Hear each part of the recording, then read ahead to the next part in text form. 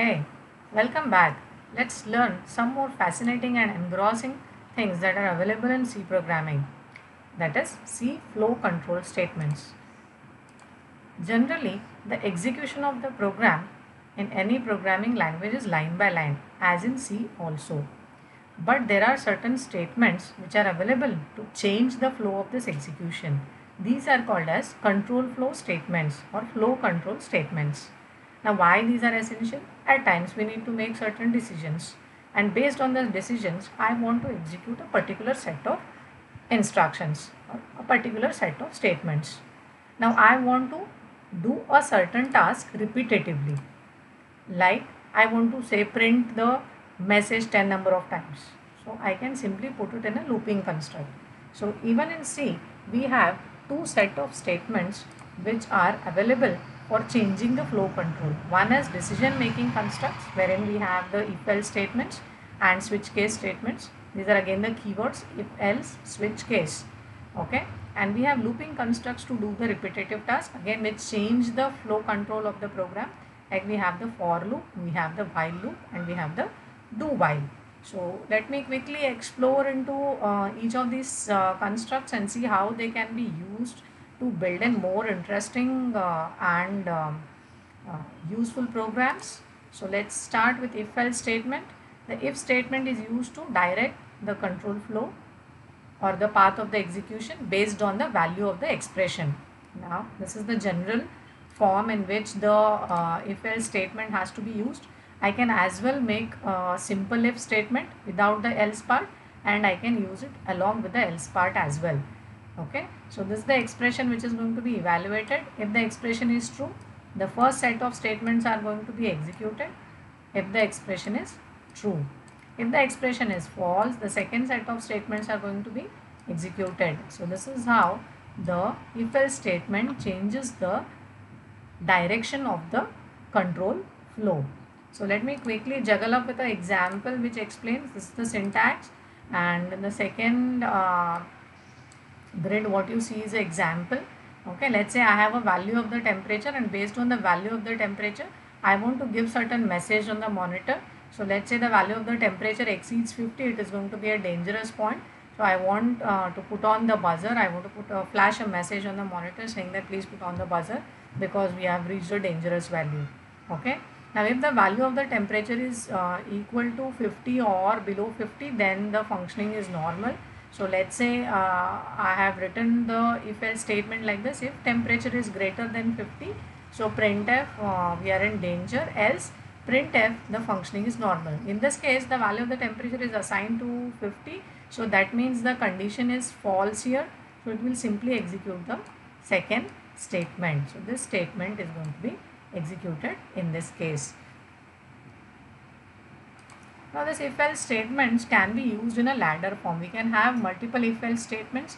Let me take up another example. Let's say there are two numbers, number 1 and number 2, and I want to find the relationship between these two numbers.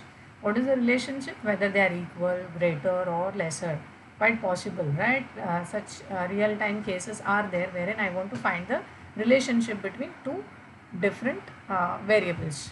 Okay, so let me take up a simple example. So the first condition that is going to be checked is if number 1 is equal to number 2. Okay, so this is the condition: number 1 is equal to number 2. They are equal, I simply print the result as number 1 is equal to number 2. Okay, in the second case I check if number 1 is greater than number 2. Okay, if number 1 is greater than number 2, then number 1, the same message is going to be printed here. Else, that means if both the numbers, when I will come to this else part, the first case is true, this will be printed and I simply exit out. If this condition is false, it will come to the else part. In the else part I have one more condition to be checked, so that is number 1 greater than number 2. If this condition is false, I come to the next part of the if else statement. So here it is obvious that the number 1 is lesser than number 2. Okay, so in such cases we can make use of the if else ladder statement. Now, there is another interesting statement in C which is called as the switch case, generally used to write interactive programs. Okay, So switch statement is used to select the execution path based on the value of the expression, as in case of if else. So I have an expression here as well.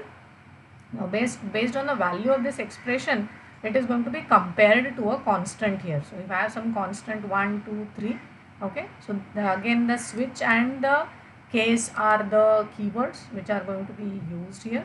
Default, switch, case. Now if the value of the expression is constant 1, the first statement is going to be executed. If it is constant 2, then the second set of statements is going to be executed. Likewise, by default, the last set of statements are going to be executed if the value of the expression is not equal to any of these constants. So this is how your switch case statement can be used to write the programs where multiple choices have to be made. Okay. So let me quickly juggle through the example of switch case. Let's say I have a character C, okay, and based on the value of the character I want to do something.